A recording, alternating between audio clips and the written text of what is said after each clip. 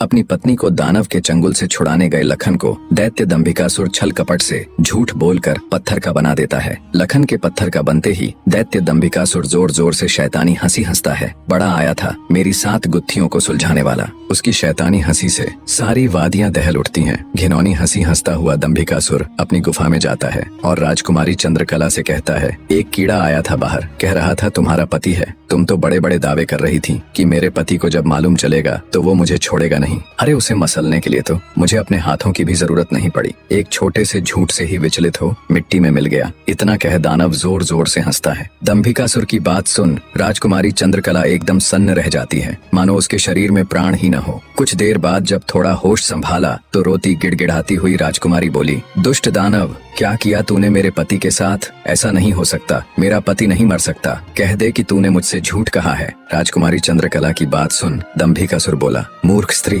तूने मुझे समझ क्या रखा है कि तेरा वो कीड़ा पति मुझे मारेगा? अरे पागल औरत, मैं अमर हूँ, मेरा कोई कुछ नहीं बिगाड़ सकता। मुझे देवताओं से वरदान मिला है। इतना कह दंभिकासुर राजकुमारी के बिल्कुल पास जाकर बोला, अब तो तेरा पति भी नहीं रहा, अब तो मेरी बात मान ले। दानव की बात का कोई प्रतिवचन दिए बिना बेचारी राजकुमारी बेजान सी धरती पर गिर पड़ती है। उसकी आंखों से लगातार अश्रु बह रहे थे। उधर जब अपनी पत्नी को खोजने गया लखन कई दिनों तक घर नहीं लौटा तो उसके परिवार वाले अत्यंत चिंतित थे। लखन की माँ और उसकी भाभी का तो रो रो कर बुरा हाल था। लखन का बड़ा भाई महेंद्र भी गहरी चिंता में था। अंततः कुछ भी न सूझने पर महेंद्र अपने अनुज भाई लखन को खुद ढूंढने का निश्चय कर अपनी माता व पत्नी से आज्ञा ले घर से चल पड़ता है। बड़ा भाई महेंद्र लखन की खोज में जंगल में भटकते हुए उसी साधु की कुटिया पर जा पहुंचा। उसने महात्मा जी को प्रणाम किया और थोड़ी देर सुस्ताने के लिए वहीं साधु की कुटिया के बाहर बैठ गया। महेंद्र को देख महात्मा जी ने उससे पूछा, हे वत्स, तुम इस निर्जन जंगल में क्यों भटक रहे हो? तो महेंद्र ने शुरू से अंत तक सारा वृत्तांत महात्मा जी को सुनाया। सारा वृत्तांत सुन महात्मा जी के चेहरे पर चिंता की लकीरें उभर आईं। उन्हें इस प्रकार विचार मग्न देख महेंद्र ने पूछा,